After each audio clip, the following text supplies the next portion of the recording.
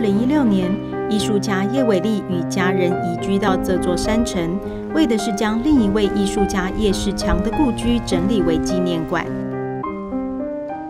叶世强在2012年辞世，2015年，叶伟立透过策展人张颂仁的引介，认识其作品并深受感动，不仅一同规划纪念馆，也以自己的作品向前辈致敬。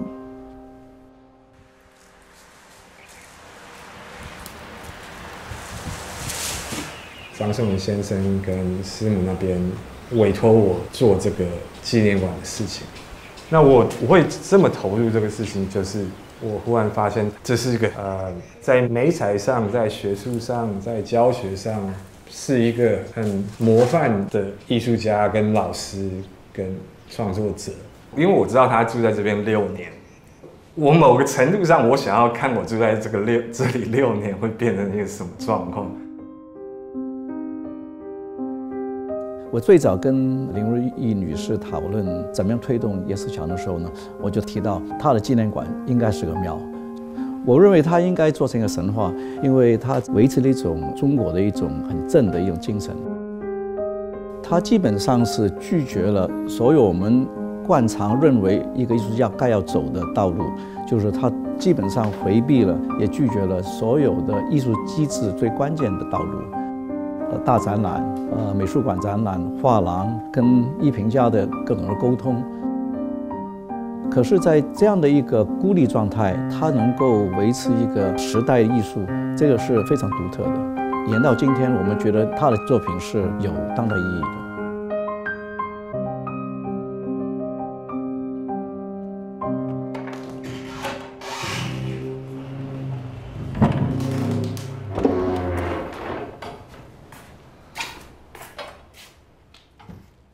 这一间是他的房子的正厅，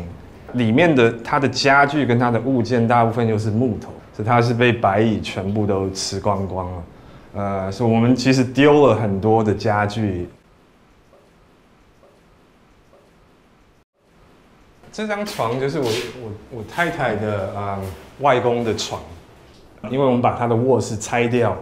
刚好有这些物件，所以我们觉得说这是那个时代叶世强的时代会使用的家具。那一张书桌是我的外公的桌子，他们是很关键的，就是好像这是一个爷爷外公计划。你可以感觉得到这些家具是跟这个空间是。在美学上、在设计上、在应用上，都感觉很适合。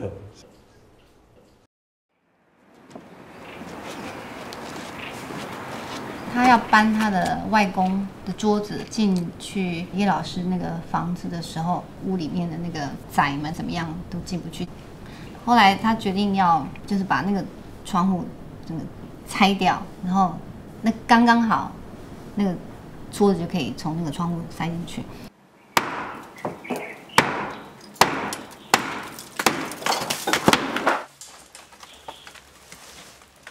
我的影像的生产其实就是在一个常态的一个劳动、一个时间空间变化的过程中采取我的影像的创作，所以那是一个工作过程的一个测试。我拍摄的它的曝光是6分钟的，它是一个有点像电影造景的方式在拍摄，光圈是22.5，底片是100度，所以那个是非常慢的曝光。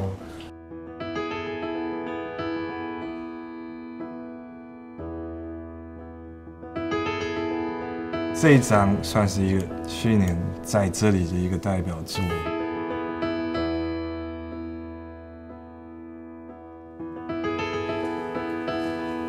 一些朋友不太了解我创作怎么变成这样子，那你在弄这个纪念馆，那怎么连接你的创作？摄影本身就是一个挖掘跟一个记录，跟讲故事的一个媒材。一个常态有机的空间的变化，活化一个地方、一个物件，它的修复、它的重新设计，用很多的时间去改变它，让它活化起来。那结果我就发现这是一个很有趣的故事，因为时间过久了，它就有不同的元素进来。那时间再过得更久，它会产生一个系列。我感觉好像你是在种植一个照片，就像种菜真的是种下去，因为气候都不一样，它有时候会生出来，有时候是不会生出来。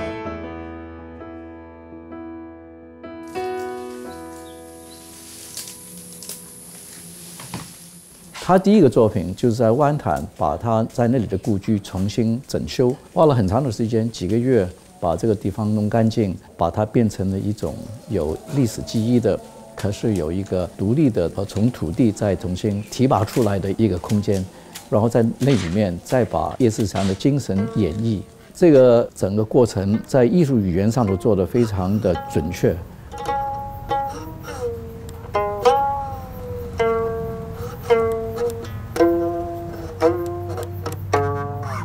叶世强他制作古琴好像有将近30年，大部分认识他的人是在古琴界，而不是在绘画。把这个废墟清掉，把古琴的声音放回去，这么简单而已。那个过程是要塑造出来一个系列的摄影作品。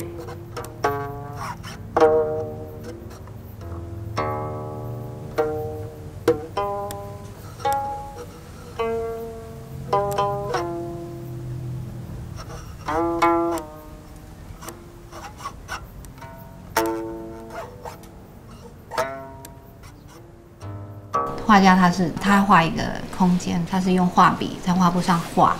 那我觉得伊维利创作的方式是用他的人，就是那个画笔，他进去那个空间好像是一个画布，他进去画，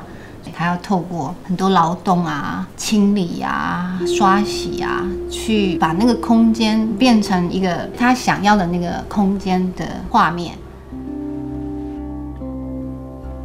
我的理想是我不想要到处去拍，我可以在我家后院挖一个洞，我就一直挖下去，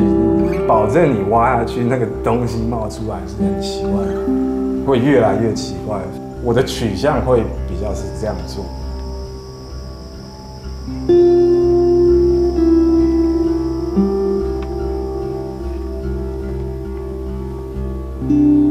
这个规格跟这个媒材可能是他掌控的最好，那这是看得出来，就是他对墨的使用，你看得到他有多少种的运用。虽然他是1926年代的，但是他的作品都很新，因为他就是70岁大量开始画东西，那个品质跟量有好多件很惊人的创作。我觉得对画画或不会画跟画的人都一样，就是摊开这样很大张，因为就是会很恐慌。画大画把整张画撑起来，这个是要有一个魄力的。他是用非常简单的手法，这张画它图面还是比较满。横幅这种画法，画面的组织上，这跟西洋油画比较接近了。他画很少那种山高水长的感觉，它还是像左右蔓延，有一种时间感的，一种无尽的感觉。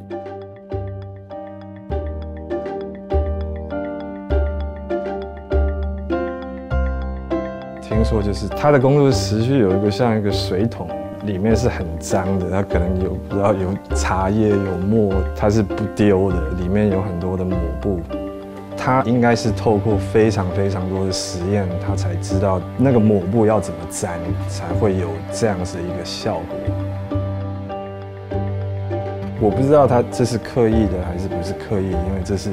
他是把纸遮起来再染，那一干一干的，它其实是森林里面的树，因为那是老化的报纸。它的核心，它的主要的符号是很清楚。我自己是很喜欢制作的痕迹出现在原作上，你看到它的一个过程。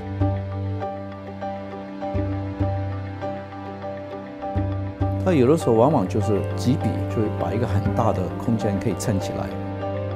给你很辽阔的感觉。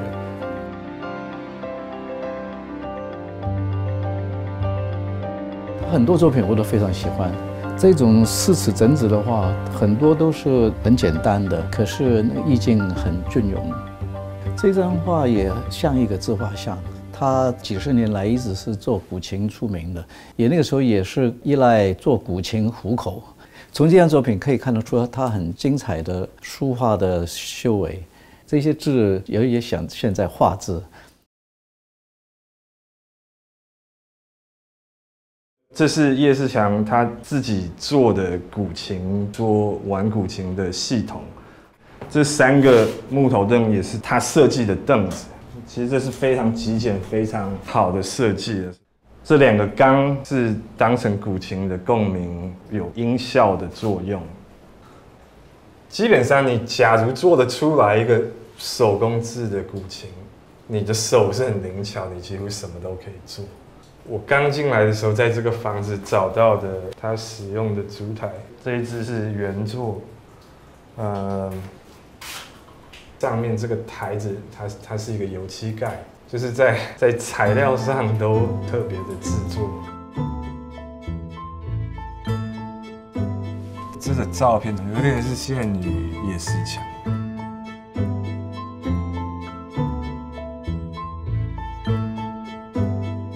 用一个比较当代、一个现代的艺术的标准去看他所做的事情的时候，你会发现这个是一个非常全面性的一个创作者。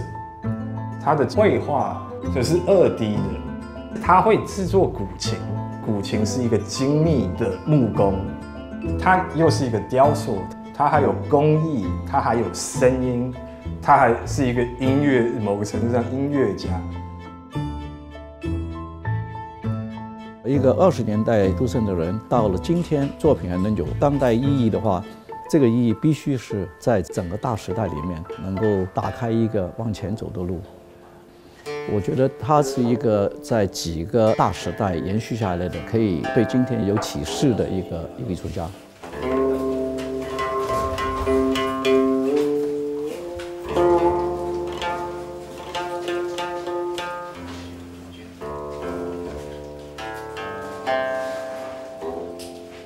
我的设计跟我的想象其实尽量是拿捏抓住在一个展示跟实际上还是可以使用的一个布局，比如说这个桌子还是可以泡茶、聊天、交流等等，尽量保持一个比较活化的空间，而不是一个死掉的博物馆的展览室。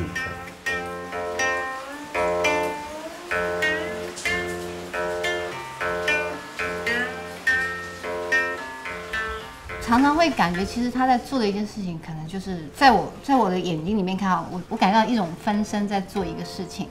种一些植物，然后搬木头，或者是种菜，我就觉得他其实他就是一种，可能就是叶老师当时候在这里的生活的一个身影。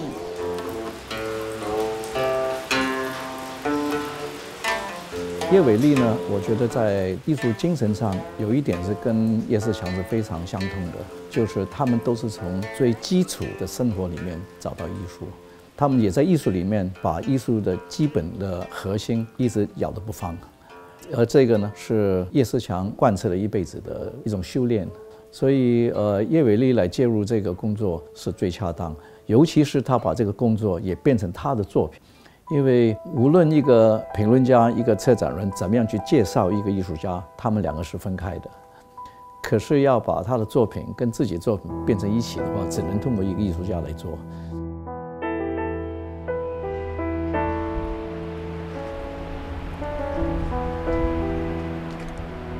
其实有时候我晚上会自己来这里，有时候会想，我会进来，他就在那边。很崇拜他，教了我很多东西。在我对他做的事情，我当然希望他可以理解跟赞赏一点点。